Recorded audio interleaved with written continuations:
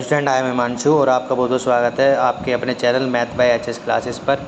जैसे कि हम इस चैनल पर डेली ही क्लास 10th और 12th के पीवाईक्यू सॉल्व करते हैं। उनको सॉल्व कराने का बस एक ही मोटिव है कि उससे रिलेटेड क्वेश्चन अगर बोर्ड एग्ज़ाम में आता है, आने वाले बोर्ड एग्ज़ाम में अगर उससे रिलेटेड कोई भी क्वेश्चन आता है तो आप उस क्वेश्चन को बिल्कुल भी छोड़ करके ना हो। ठीक है, तो मैं क्लास 10th और 12th के इंपॉर्टेंट टॉपिक ही करा रहा हूँ। जो क्वेश्चन बहुत रिपीटेड क्वेश्चन है या उससे मिलते जुलते क्वेश्चन जो पहले आए हुए हैं वही हम सोल्व कर रहे हैं। अगर वो बोर्ड एग्ज़ाम में आता है तो मैं आपसे यही चाहूँगा कि आप उस क्वेश्चन को बिल्कुल छोड़ कर ना आए।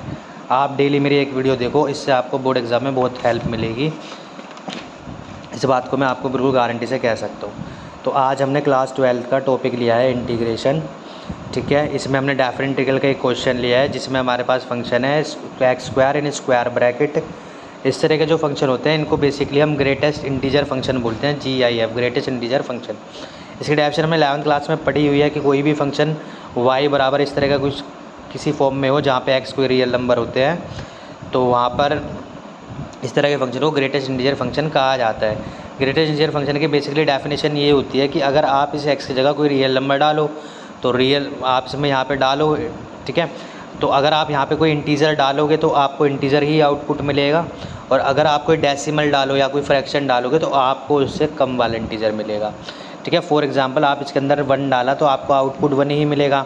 आप इसके अंदर 1.2 डालोगे तो 1.2 डेसिमल है तो इससे लेस देन इंटीजर यानी कि आपको तब भी 1 ही मिलेगा।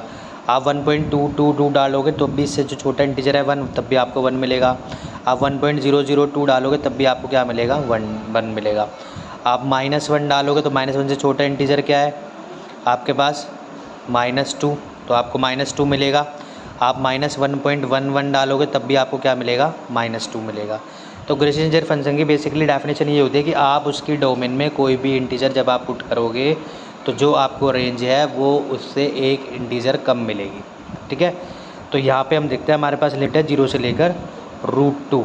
तो बेसिकली अगर बेटा मैं √2 की वैल्यू की बात करूँ तो ये बेसिकली 1.414 होती है। तो मैं यहाँ पे जैसे बात करूँ 0, 1, 2, तो 1.414 1 और 2 के बीच में कहीं लाई करेगा।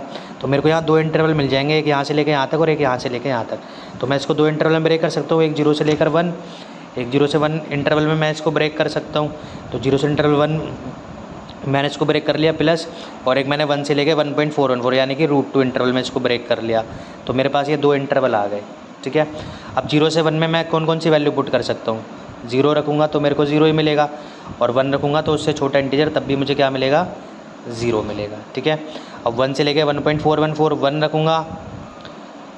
ठीक है, 1.414 रखेंगे तो हमें क्या मिलेगा, 1 मिलेगा।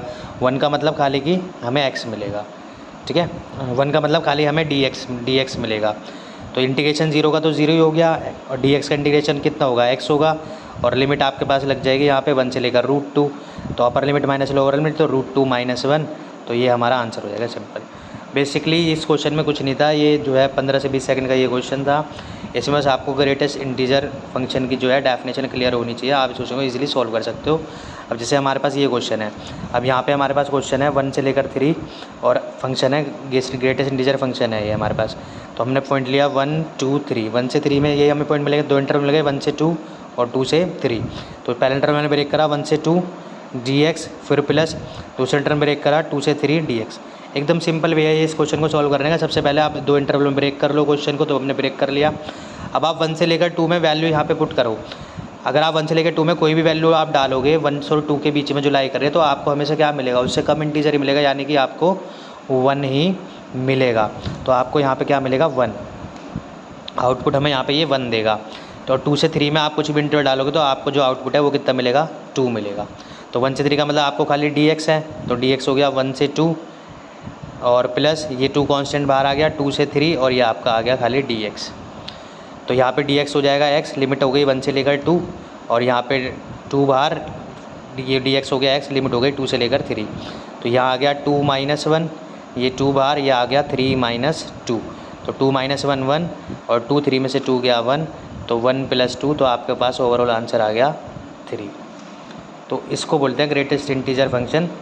तो एक बार मैं दोबारा बता देता हूँ, ग्रेटेस्ट इंटीजर फंक्शन होता है कि जो जिसकी स्टैंडर्ड फॉर्म होती है y = variable in square bracket, it's called greatest integer function. इसका काम क्या होता है कि आप इसमें जब इसकी डोमेन में कोई भी वैल्यू पुट करोगे तो जो इसकी रेंज है वो इसकी डोमेन से एक इंटीजर कम वैल्यू आएगी। ठीक है, ये जो क्वेश्चन है जेईई मेंस 2024 में पूछा गया था। ये टॉपिक बहुत इंपॉर्टेंट है for JEE mains, NDA, CUET और बोर्ड एग्ज़ाम के लिए। तो आई होप आपको ये वीडियो अच्छी लगी होगी। अगर आपको ये वीडियो अच्छी लगी तो आप चैनल को लाइक करें, सब्सक्राइब करें, शेयर करें।